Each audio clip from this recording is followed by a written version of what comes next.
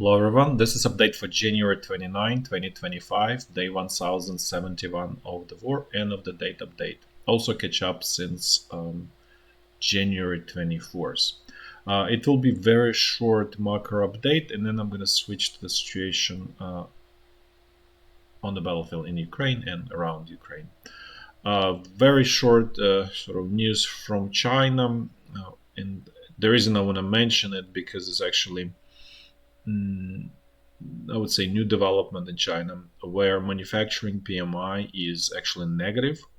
So what this means is like anything above 50, it's expansion, and anything below 50 is contraction. So this really means that manufacturing in China is in contraction. And manufacturing is the backbone of Chinese economy, the backbone of Chinese wealth generation. That's a backbone of export, and obviously this is very clearly negative development in China. It's early to say if this is a trend or just one-off, but it's very clearly in negative direction.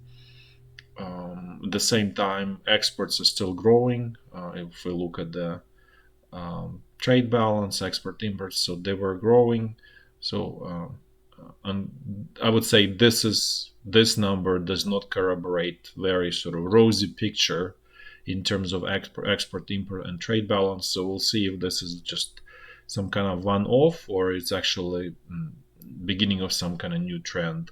The service, which is obviously not a major part of Chinese economy, and it's some way it's a consumption of the wealth generated through exports. That's probably the best way to describe this part of the economy. And this is also trending in a negative direction, but still barely positive.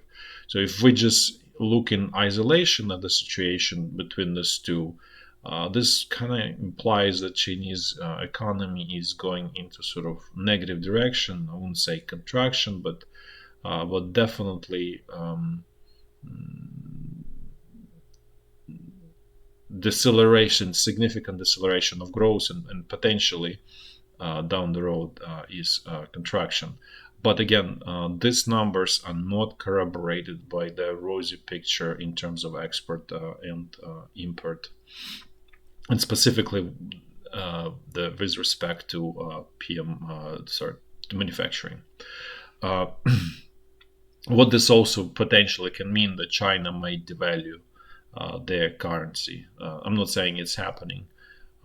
This is imminent, but this is if this persists, that's probably where it's going to go. Now let's switch to situation around Ukraine and in Ukraine. First of all, Ukrainian forces or Ukrainian, I guess, government, Ukrainian military start renewed attacks against Russian oil refineries, which is actually the best move Ukraine can make in this situation, where in I would say very desperate, difficult situation. But this attacks is something that this is the most painful part for Russia, for Russian economy. It's a backbone again of Russian economy, and obviously the key pillar of economic pillar or financial pillar of supporting Russia's military effort in Ukraine. So this was apparently prohibited by their prior administration, and so since that administration is gone now, I think Ukrainian leadership decided to actually venture out and start attacking those refineries, which again is a right move. I don't think it's going to help at this point. It's sort of a little too late, but at least this is something that actually strategically correct move. Now let's do a walkthrough in a clockwise fashion, starting from north, the Kursk region of Russia, or let's say northeast. There's no sort of new losses by Ukrainian forces in terms of territories that they control in Russia. but the squeeze is continuing, and eventually the outcome is predefined, let's put this way, in terms of Ukrainian forces are gonna lose control of the Russian territory in Kursk region. Now let's move to situation north and northeast of Kharkiv. Things here are quiet, not much going on here.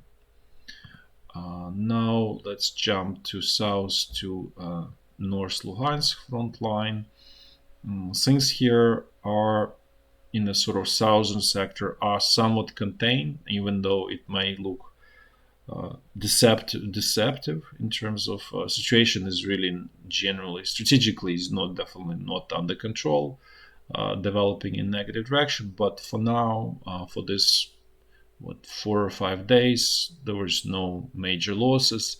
The only actually major loss is north of Kupyansk, where Russian forces managed to occupy town Dvorichna, which is north of Kupyansk, and it's also on the western bank of Oskil River, which means it's a bridgehead, and it's obviously dangerous development there. That's, I would say, pretty negative development there, and we'll see if Russian military has enough resources to sort of jump from that bridgehead in sort of western and southwestern direction. Now let's move to south to North Donbass front line. The northern sector is quiet, nothing is going on here. The southern is largely quiet, with obviously exception of Chasiv Yar. Ukrainian forces still managing to hold on to the western outskirts of Chasiv Yar.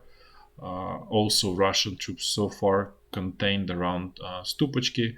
Again, this is all deceptive sort of stability. It doesn't mean that things are sort of under control. This is just, I would say, temporary stability, the best way to describe the situation.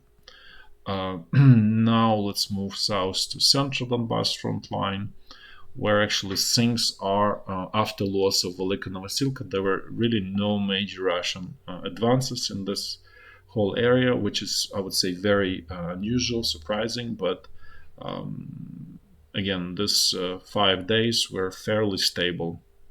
So Russian troops actually did not manage to advance much further north of Kotlane. Actually, Ukrainian forces managed to a little bit sort of counterattack and actually kind of make a sort of this whole bulge a little bit like flatter, basically. So in some ways, this indicating that there are some reinforcements on the Ukrainian side, and they managed to contain Russian advance in the most dangerous area so far here. So again, no advances in this area. Similar situation also in south. Again, this is did not update the loss of Velika Novosilka, but the rest of the front line more or less correct. So again, no major advances by Russian troops here either. Now let's move to Zaporizhya front line. Things here are quiet, as they always, well, not always, but most of the time they are, since a really long time. And then let's finish with the last section of the front line along the Dnipro River.